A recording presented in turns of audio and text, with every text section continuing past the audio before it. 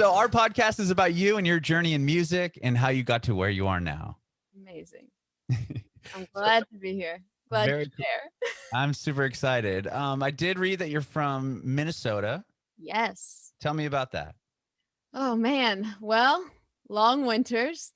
Uh it's funny. I was just talking to my parents the other day and they're like, "Yeah, schools are closed down because it's negative 30 degrees." And I was like, Oh "Oh, yeah, my. it's been cold here in California too. It's got down to 60 the other day." Yeah, right.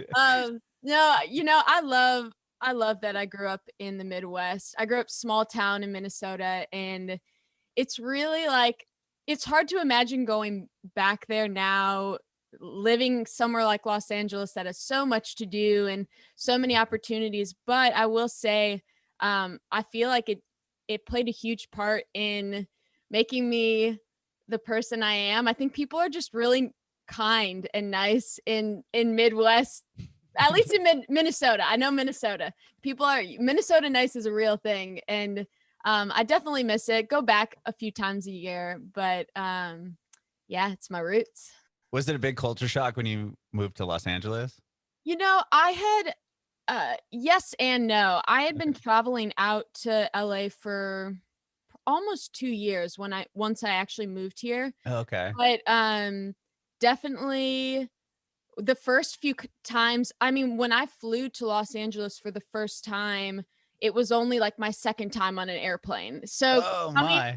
coming from small town to big city, LA, it felt very much like movie. Small town girl gets out at LAX, Hannah Montana, knew what she was talking about finally.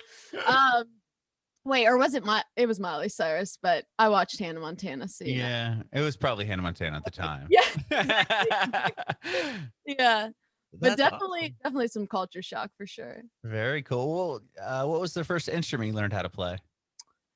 So, funnily enough, violin is my first instrument that no one's ever seen me play violin in my Really? music world, but maybe one day I'll pull it out and show off my chops. But that's what I started on, classical violin, and it wasn't really until I was probably 16 that I wanted to start learning how to play piano. Well, really, I wanted to learn how to play guitar, and we had this old guitar and an old piano in our living room that were from like my great grandmother. Oh, wow. And I went and I was like, okay, I'm gonna teach myself how to play guitar. And I sit down and the guitar was out of tune, and I was like, well, I've tuned a violin, I can do this. And the first string I tuned just snapped, and I was Oh. like, I'm gonna teach myself how to play piano. Was it one of those things when the string broke, you're like, uh-oh, I'm in so much trouble right now? Honestly, no. I come from a huge family, so Oh, okay. I'm one of 7 kids. Oh So my. you were like, oh, she really meant huge. Yeah, that's a big family. Yeah, so I'm the second youngest. I've got an older sister, 4 older brothers, and a younger brother. So Okay. So you're my protected in brother, high school, I'm sure. In middle school. very protected. Literally, boys were afraid of me. But but my mom had her hands full with my brothers. So it was like I was the easy child most of Okay. my life. Really still, I feel like I've always been kind of like independent and like didn't really get into too much trouble. So like me breaking a string, my mom was like, it's Oh, fine. I was just curious because it's funny, like as a kid, you think like, oh my gosh, I just broke this guitar. When in Totally. reality, the string is like $1. Right, You know? right. But anyway, so that was how I started teaching myself how to play piano, because I was like, I'm pretty sure I can't break the piano.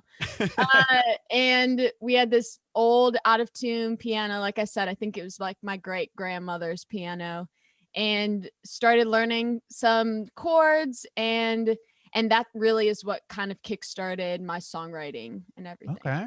Well, Yeah. how did you get into music? I mean, if your grandparents were obviously your grandma played, if she played guitar and piano. Well, so yeah, my family's really musical. That was something that just growing up, I was surrounded by my parents were always singing songs together on car drives, and that it was something that was really important to them even for us kids, we didn't have a lot growing up, but it was like the little money my mom had extra left over, it was like, we're going to give you violin lessons, it like that was really important to them. And so my older siblings, they're all pretty musical. My older brother John played and wrote songs. He's 5 years older than me, so he was really like the one that I was looking at, like, oh, John's writing songs for his girlfriend, that's pretty cool. Like maybe I can do something like that one day. And yeah, so I feel really blessed to just, it was something that, I mean, I think I would have found my love for music even if I didn't grow up in a family that was musical, but it was encouraged, It wasn't like, oh my gosh, stop playing the piano, you sound terrible. Okay, yeah. I had to make it through those processes without being like, no, stop. Yeah. Well, does your brother still write, or did he kind of Yeah. give that up and do something different? No, he'll still send me songs that he's gotten really into piano composition now. So he'll send me compositions that I'm like, this belongs in a movie score. And it's too, he's got a family, he's got 3 kids. So he'll do that when he has time. And I'm like, how do you even have the mental energy to create this? But I'm actually, we're talking about collaborating on something together this year with his stuff. So that'll be cool. That'll be really exciting. Wow. Awesome. What drew you to violin? Why did you decide to play that? Probably because my older siblings played violin. I had, okay. There you go. Well, specifically, my older brother played it. And I think too, when you have so many brothers growing up and you're this little skinny girl smushed in between them, it just makes you really competitive. Like you want to kind of beat them in some way, because they pretty much beat you in every physical way. So it's like, I'm gonna play violin, I'm gonna do this, and then you really love it and you stick with it. And so I'm thankful for that. That's really cool. When did you, so you said 16 was when you started like really focusing on writing songs? Yeah, it's funny because I would say 16 is when I actually sat down and was like trying to come up with my own melodies. But I was thinking about it the other day, and there's actually, like, we have old family footage of me performing my songs that I had written when I couldn't even write yet. It's like I would scribble on a paper and come out to my family and sing these songs that I had made up. And so that's like, before I even was really conscious of what a songwriter was or whatever, I'm like, that's pretty cool that at that young of an age I was trying to create music. But so yeah, that's really impressive. I mean, you're obviously destined to do it, right? songs were necessarily that great, but it just, to me, it was like, wow, that love was there even that young. And I'm just glad I had the means to be able to kind of cultivate that and work on it in my own home. And two, I give a lot of credit to my mentors in music at school. My choir teacher had a massive impact in my love for music. My orchestra teacher, my worship pastor at my church, things like that, where it's like they all played a part in me just having this great love for music and creating. That's amazing. That's awesome that they all kind of embraced it and, helped you and supported you. And with that, like, where were your first performances in chorus or violin recitals and stuff? Yeah, that's where I first started to gain my confidence, I think, as a performer. But still, really, it was all pretty small stuff. It was like I got to sing on a Sunday morning, or I got the solo in the spring concert or stuff like that. But those are probably still big moments, obviously. I mean, at the time it was huge. Yeah. And then so basically what happened is, when I was 17, so I was a junior in high school, I wrote what I call my first real song. Like I'd messed around with stuff, but it was like my first complete song, and it was my secret song. Like I only played it for like my close friends or family. I played it for my choir teacher, who I really respected. And he was like, Molly, this is this is actually really good. You should save this and perform it next year for your senior solo, which like in my life at the time was the biggest thing in the world, right? Yeah. And so I saved the song, which I had written, you know, cleaning my dad's electrical shop because I was a janitor at the time. Nice. So, you know, inspiration can strike anywhere. Right. But so I saved the song and I perform it for my senior solo in the spring of 2014. And then I decide, you know, the next week I'm like, I'll just put it up on my Facebook profile, share it with family and friends who couldn't hear it. And when I do that, it ends up going viral on the internet. So crazy. So that and truly that was like my first time ever experiencing anything like that in my life. And truly even I've had a lot of crazy moments in my life, but I've never experienced anything quite like that.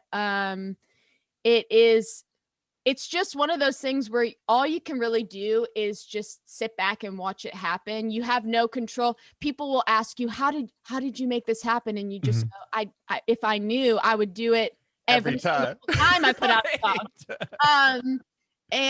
But it changed my life. You know, I went from being a senior in high school in a small town in Minnesota with no real road to life in the music industry, no connections, to flying out to New York and LA and meeting with major record labels and going on Good Morning America and the Today Show and just things that you don't even think are possible for yourself when you come from where I came from. Sure. And so that like it went, and two, even that I just laugh because I'm like, I went from singing in my senior recital in my choir concerts to singing on national television. That was like my next stage. So I don't know if I was ready, but you know, you got to work with what you're given. When you performed the song, you said it was, you know, you're only showing it to a few people, and then you go out and perform it in front of your senior class. Right. Wow, that must have been pretty terrifying, I could imagine. Yeah, and you know what? It absolutely was. And I had like been sick that week too, and so like my voice was kind of gone, and I was just like, oh gosh, this is my first time. You know, and even still to this day, it's always vulnerable performing music you write. It's like taking your heart and going, hey guys, what do you think about this? Sure. And people might not like it, and that's scary. But when I actually performed the song for my senior solo, it got a standing ovation, and that was the first time I'd ever gotten that in my life. And so I remember thinking then, something special with this song. And that was what really even made me post it online, because I had sang for things before, but I'd never received that amount of people going, yeah, what you did, that's something. That's cool. Yeah, I was going to ask that if you did get a great reaction from the crowd and it kind of validated the fact that you should do this. And then, but still, even with that, I didn't expect for anything to happen with it when I posted it on my Facebook profile. Like I didn't even have a Facebook page or anything. And my YouTube channel maybe had 30 subscribers, which was pretty much my entire family.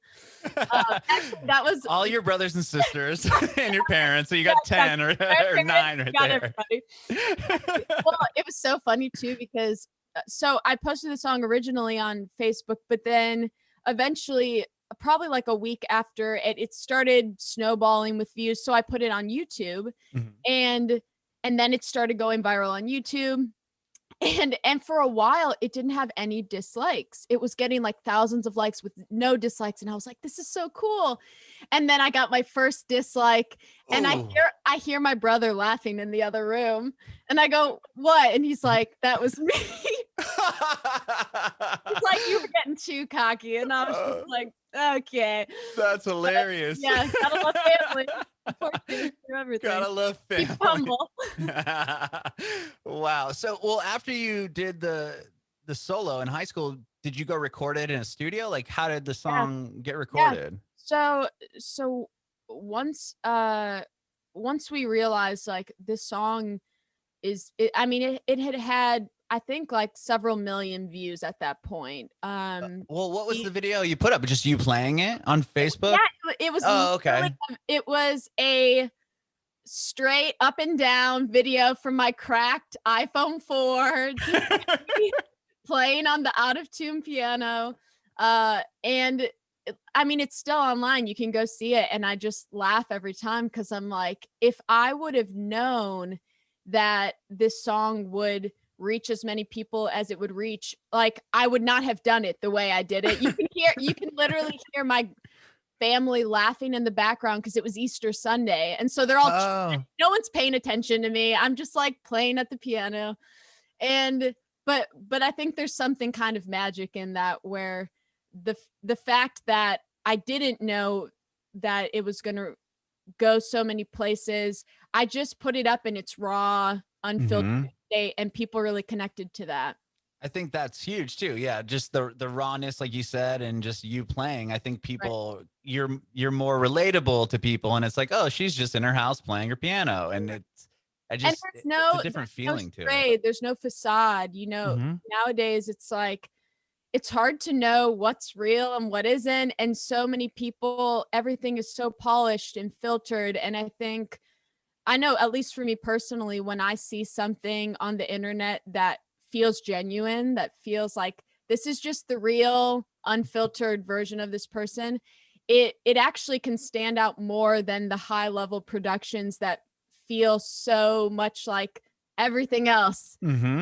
I totally agree with that. And I've said numerous times on this podcast that the one benefit I have seen with this whole, pandemic and everybody being inside is that you're getting this behind the curtain look to all your favorite people. You're sitting in your, room right there. And it's like, oh, that's what Molly Kate's house looks like on the inside, which we would have never known prior to this happening. And then just like the fact that, these people who have a lot of success and followers are just opening up their homes and just being like, I'm going to go live on my thing. And I'm in my living room or whatever. I think it's so cool. Well, and music is so powerful in the sense that it can feel like a touch, right? And it can touch your heart, it can touch your soul. And in a time where we actually can't touch people, we can't go give them hugs at shows, we can't be around them, it's almost like you're able to touch people through a screen with your music. That's as close as it can come. And that's something that's I think we're gonna look back and go, wow, that was really special, that this time where there's so much chaos and change and heaviness going on, but we were still able to connect and really feel invited into people's spaces through music and through live streams and Zoom even. Right. I love it. Even as a songwriter, I was so skeptical to get into Zoom writing sessions when everything shut down. And I was just like, oh, this is going to be painful. I'm not going to like it. And you're figuring it out, and it can be awkward at times, but I created great music with great people. And it just made me realize, like, despite, sure, there's a lot of things that have changed it's really made me appreciate what I do have. And even the fact that I'm able to still create during this time, create from home, connect with people from home, that's such a blessing. I know the fact that we have the technology to do that is unreal. I mean, imagine if we're all stuck inside with no internet to talk to anybody, then people would be going nuts. So true. Well, tell me about, so after you had this, the viral success, that's when you decided, okay, let's go record this in the studio. Yes. Oh yeah. So we thankfully, we knew someone who knew someone that knew someone who had a studio in Lakeville, Minnesota. Okay. Because no one's recording music, at least at the time. Now a lot of people record from home, they'll purchase the equipment, but even like, I feel like in 2014, that was less common for people to be producing in their Oh own yeah, space. totally, And totally. so we found someone who was able to record it, and put it out there. It actually charted on iTunes, like just so crazy, you know? And then and then it was about so then at that point I was like, okay, back to normal life. I'm gonna go to college. Sure. And I went to college for 6 months and then I was like, nah, can't do this. What were you going to college for? Music? No, Oh. surprisingly enough, I was going for youth development. So Mm. before my song and everything blew up, I wanted to be motivational speaker or at least work with youth in some capacity, whether that was uh a counseling or I don't know. I've always been really passionate about young people. I love Mhm. middle schoolers. That's so weird, but like That is weird. I That's think like they're the worst awkward. age I've heard. Yeah, and that's why I know it's real because most people are like, "No, that's the worst stage." And I'm like, "No, but they're just like it's the most formative stage of your life, and if you can influence people at that age, you can change the trajectory of their life." And so I was just very passionate about this, and it's cool because with music, I've been able to pair that together where I still am having impact and influence in young people's lives. It's just through a different stream than I thought originally it was going to be. Yeah, Uh, because you recently did something, right? You raised money, like 10 grand for a cause. yeah, yeah, I've done a few things. So the cause I raised money for is actually an anti-human trafficking organization. It's the biggest one in the world. Mhm. And that was one of my highlights of 2020 was just being able to pull together incredible songwriters and artists who share a passion for ensuring that everyone has freedom in this Mhm. world. And it's crazy because for uh, I myself have more freedoms in my life than probably anyone who grew up in my same scenario would have ever had in history, right? This Mhm. point in time in history, I have that, but there's so many people around the world that get those freedoms taken from them before they even have a chance to know that they exist. Sure. And so that's something I'm really passionate about. And I've also there's this incredible organization in LA called Right Girl, Mhm. and they're a nonprofit that basically mentors young girls through creative writing. So they take women from every field that incorporates writing, whether it's journalism, novelists, songwriters, and they bring them together with these young girls and do these workshops where we get to work with them one-on-one, mentoring them through creative writing.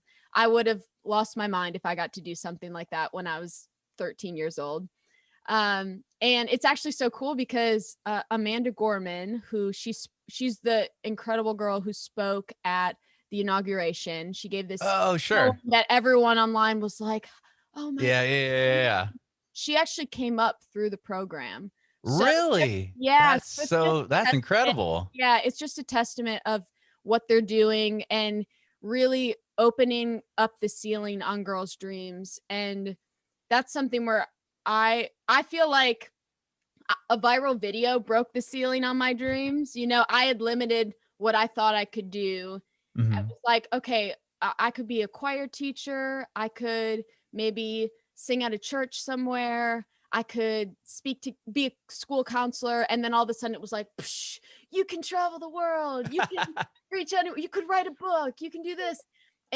But had I not had that experience, I wouldn't, I don't know that I would feel that way. And Mhm. so being able to pair women who have really reached for the stars with girls who are just starting to develop their dreams. I just think that's a really powerful combination. Yeah, that's really amazing. That's really amazing. But Um, I don't know if I got sidetracked there. no, it's okay. We'll go back to your music.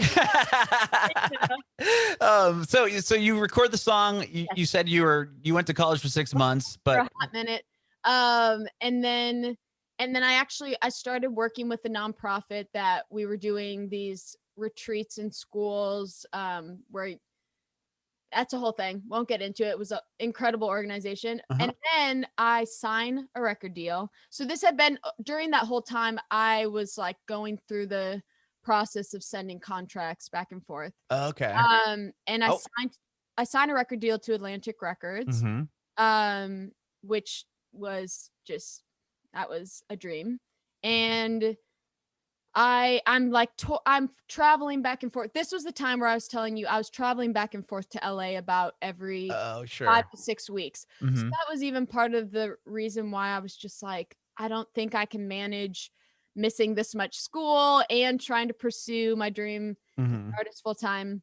So I finally, beginning of 2016, I make the move to LA and just decide I'm going all in, jumping in, don't know what to expect, don't really know anyone in LA, but I'm doing it. Mm-hmm.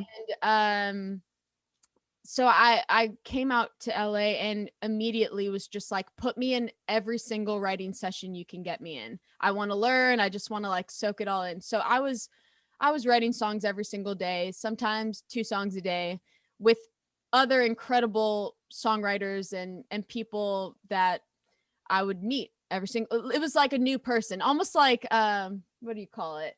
Like speed Like dating. speed dating. It's like speed dating except for writing. And that's Right. what they told me to expect too. They're like, you're not going to mesh with everyone, but just try to get something out of it. And I would highly recommend that for anyone who's trying to grow as a writer. The collaboration brings so much out of you as a writer that you never would get just on your own. Mm-hmm. And so then something really crazy happened. It had only been a few months since I moved to LA, and I get a call and I find out that Kelly Clarkson has heard one of my songs and she wants to sing it. Oh, wow. And mind you, Midwest girl growing up in Minnesota, like Kelly Clarkson was like Untouchable. top Yeah. of the list for just even, I mean, artist wise, I admire her so much, her soul, her passion as an artist, but also the fact that she came up through something like American Idol, where it was Mm-hmm. like rags to riches story, right? Sure. People like her, it's like, oh, that could happen for someone like me. And so just knowing that she was interested in it, all of a sudden I was like, wait a second, I'm a songwriter. Like people Yeah. actually want to Totally sing songs. validated, right? At that Right. point. Well, because up until that point, it's like, well, yeah, people like when I sing my songs, but wait, she wants to sing a song that I wrote. Yeah, she can have it. Um, and so I went to Nashville. She recorded that song, and then I actually was able to write a second song for her that she loved, and both of them made it on her record. And this was before I had even released any other music Oh, besides so you my still just had you had the one song and that yeah. was it. Right. So it was interesting because in one sense, I I felt so validated as a songwriter because I'm going, wow, like one of the greatest artists in my opinion has wanted to sing songs I've written, but also who the heck am I as an artist? Like I I've only ever released one song. It was a 6-minute long ballad, sad song. Like that can't be the only music I release. Sure. And you just And signed a contract with Atlantic, so they're probably expecting you uh, to release music and of your own. they didn't even totally know what my lane was as an artist because I was so inexperienced and Mm-hmm. undeveloped. And so thankfully I feel like through time I started developing more as a writer, and then that also helps you develop as an artist, right? Because Mm-hmm. you start to realize, okay, these are the songs I'm connected to, these are the ones that someone else could sing. And so I was with them for a few years. I released like 7 songs through my deal with them. Mm-hmm. And it honestly, I'm so thankful for that experience. I feel like it gave me so many connections and confidence as an artist and a writer. But Mm-hmm. like a lot of people's record deals, it got to a place where I finally figured out who I wanted to be, and they finally figured out who they wanted me to be, and they didn't totally match up. Sure. And and it was great because Mike, the guy who signed me, we had a really open conversation, and he was like, if we're not the best people for you anymore, that's okay. You can go, and I don't want to hinder you in your journey. I've only wanted to help you, and if we're not the right people to help you, that's okay. And that it was super empowering to me because it gave me the choice of what I wanted to do with my future, right? And so I decided to go the independent route, and for the first time since my crazy viral experience, I was in control of what I was doing with my music again. And so I released a song called My Way Up, and uh, literally that song it's just been a godsend. It's done really well with licensing and sync. I got to perform it with 30,000 middle schoolers, which Yeah, I did. a dream come true.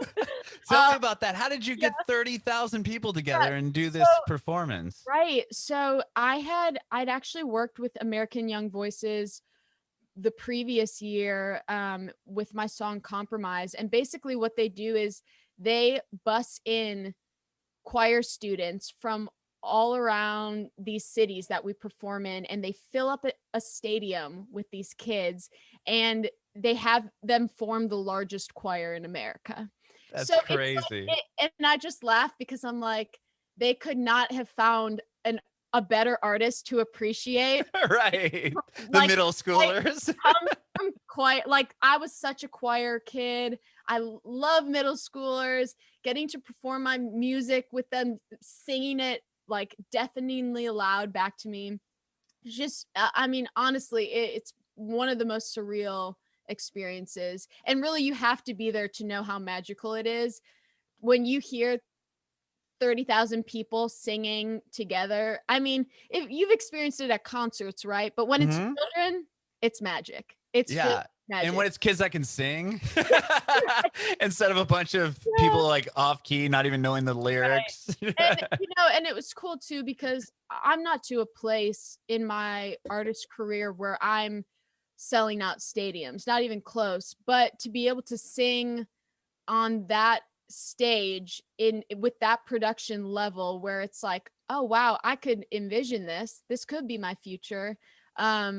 It just inspired me so much. And so I got to sing my first independent release. I got to go and sing it with all these kids, and that was pretty That's amazing.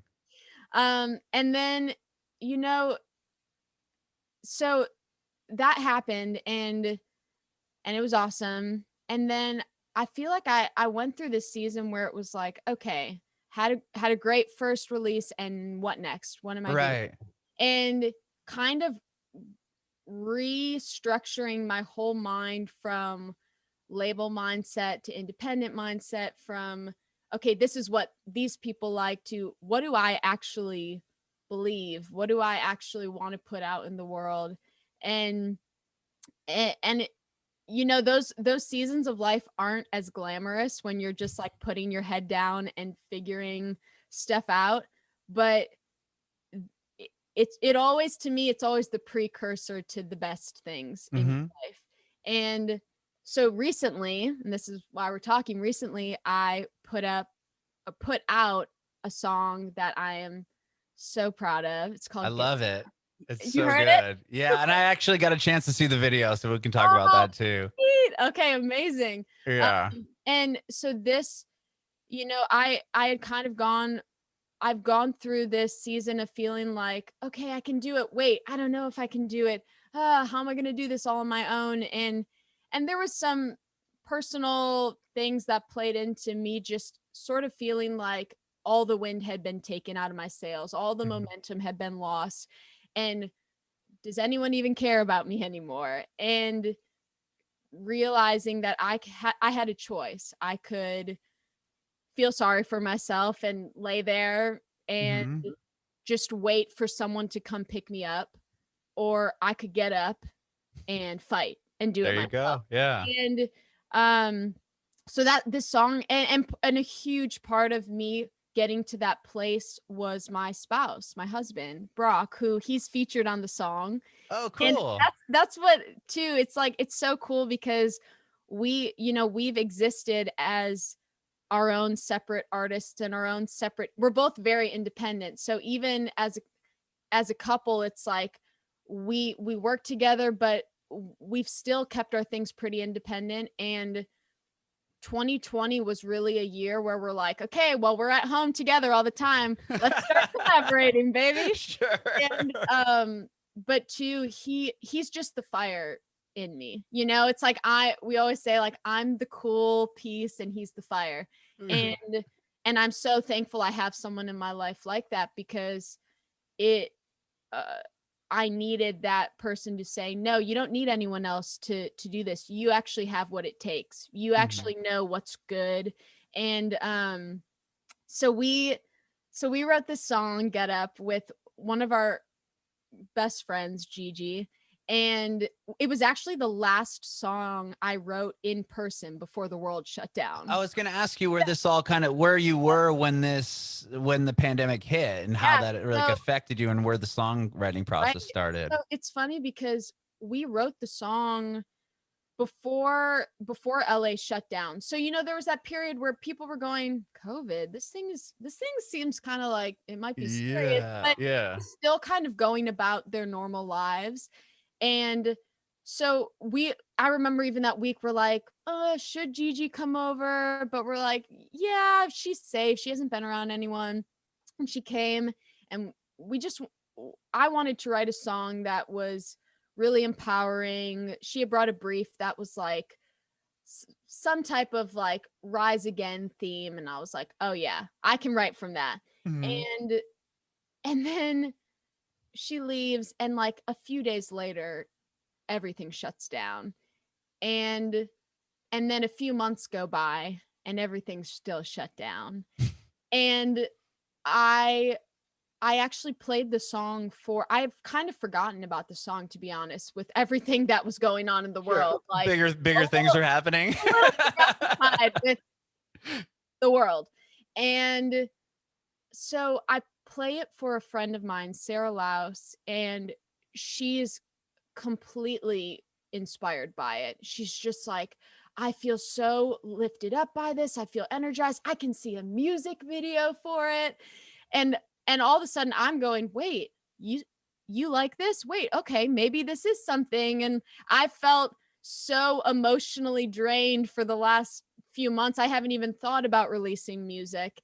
And she really was like a spark that started the fire, And so Brock's directed music videos in the past. And so he was like, well, maybe we could do something. We'd have to be really careful and like do it in a way that's safe. But like, if we took a few months to prep for it and we did it all in a day, and I'm just like, all right, let's go. And so we did. I mean, Brock directed it. Sarah was the creative director for it. She and her husband, Gabe, they're really good friends of ours, and they live on this incredible piece of land in Arizona that's like desert and mountains. And so we basically camped out there, and it's like everyone had to get tested before they showed up because Sarah's pregnant. So even that was like, okay, Lord, please let everyone be okay, because we only have one shot to do this. And everything ended up falling into place. I mean, it was the longest 24 hours of my life, because we really shot everything in a day, pretty much. Wow. And the girls who we got as dancers in the video were so incredible. Like, they were dancing in the dirt and the rocks. We had to climb literally an hour hike up this mountain with no trails, which is why we wanted to shoot on it. Cause we're like, no one's ever shot here before. There's not going to be anyone there, but we were having to cut down cacti with a machete. Oh man. I mean, I was afraid I was going to step on a snake, like a rattlesnake or something. Seriously. Oh but I just remember we got up to the top of the mountain. We shoot our final shots up there, which you've seen. They just turned out so incredible. Oh, it's amazing. and we just, all of us, I mean, it was a skeleton crew. We all had to work so hard to make every single thing happen. Each person had like 5 jobs that they were doing. And it was the most just greatest sense of fulfillment, and like, wow, we did this on like no budget, and in the craziest of circumstances, we were still able to create something that was literally just started from an idea, and we made it reality. And I just feel so proud of it. I'm so excited to see what people think of it. And to me, it's the perfect pairing with the song, which is already in my mind, the song's like a pump you up, Oh motivate yeah. you, but to have the visual go with that, it's like it takes it to another level for me. Sure, sure. The visual, I mean, the editing is so rad too, and the choreography, like how it Yeah, switches different dancers and like on the beats, and I it, know. Oh, oh, it and was that's all cool. like Silas and Gabe. Silas edited pretty much the entire video together, and then Gabe, he did all our drone shots, Oh, and cool. he came in and like tweaked a few things, and then even with the choreography, it was like one of our dancers, Jessie, choreographed the whole thing, and Oh, she I didn't was gonna like. ask about who was able to Yeah, choreograph for so you. that's all of this stuff. I just feel like, you know, there's different resources in life, and one resource that my husband and I have been blessed with is relationships and the Mhm. people we know. And so it's like not everybody will be able to pull off what we pulled off, just simply because we know really talented people that really love us and we really love them. And so Jessie, Brock's cousin, she's this incredible dancer and choreographer. So we said, hey, center the song, could you come up with something from this time to this time?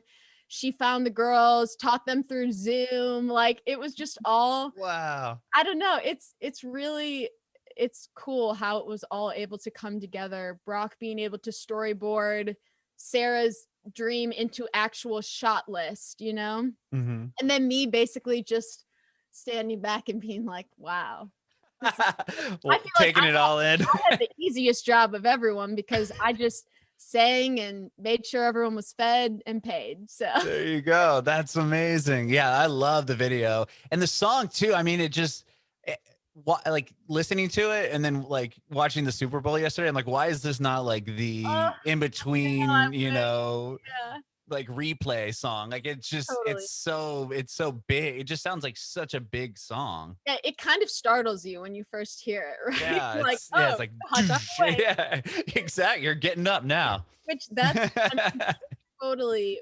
Brock's, that's just him too.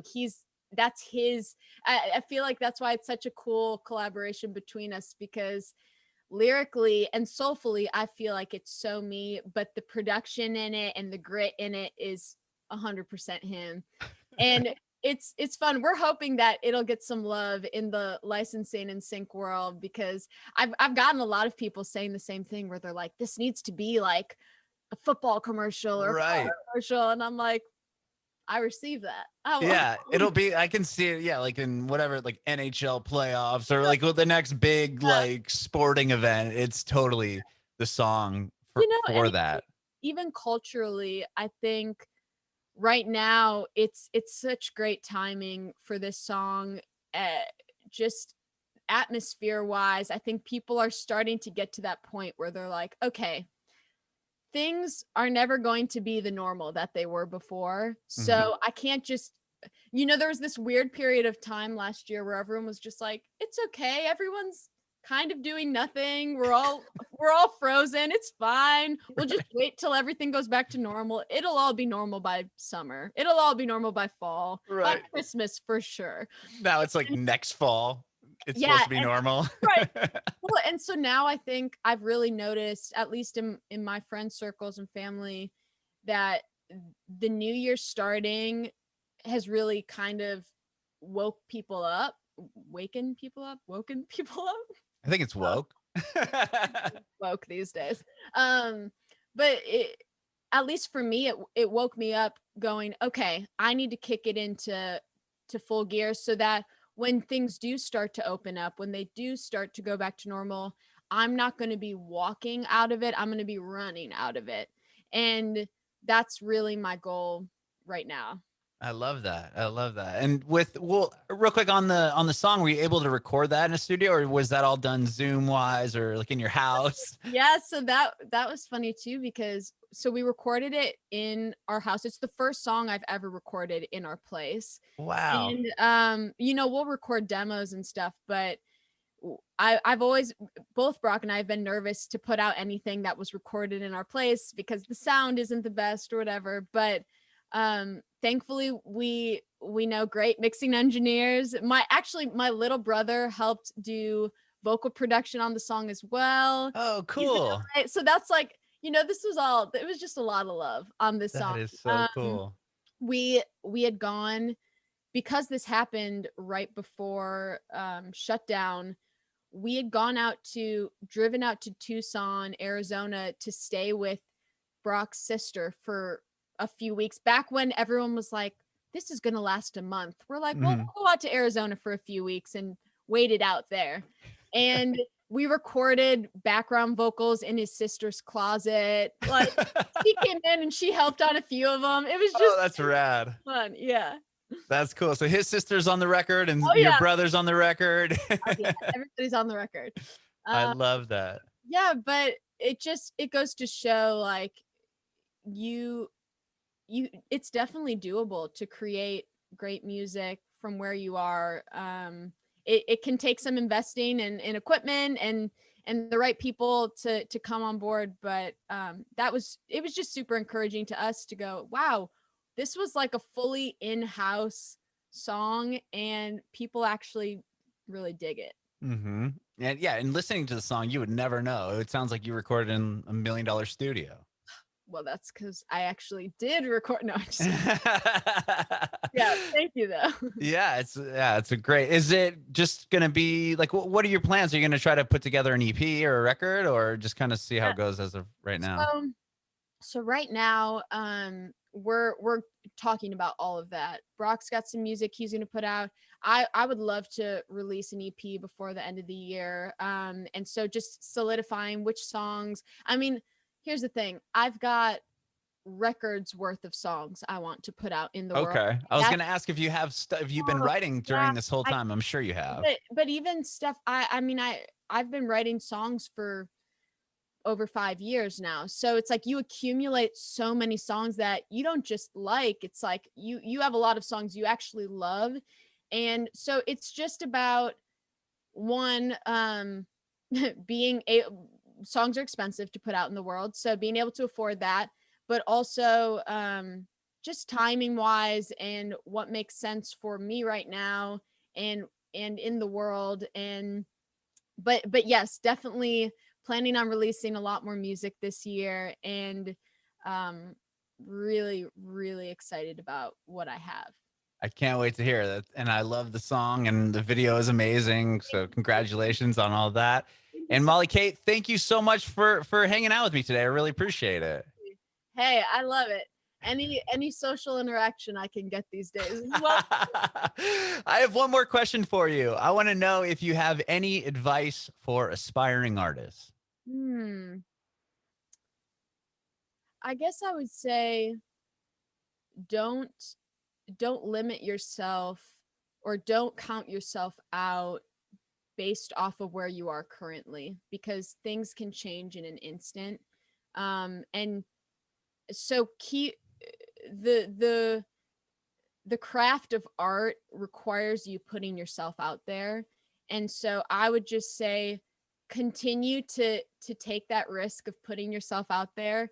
And the more you do that, the less scary it is. It'll always be scary, but the less scary it is, the more confidence you'll build as an artist. And I'm living proof that things can change like that for you if you have the courage to put yourself out there. So I know it can feel like, with so many people and so many voices online and so many presences and platforms, like you feel insignificant compared to all of it. But what you have to say matters, and there's probably someone out there who feels the same way you feel and could use the words that you want to say. Bringing it backward.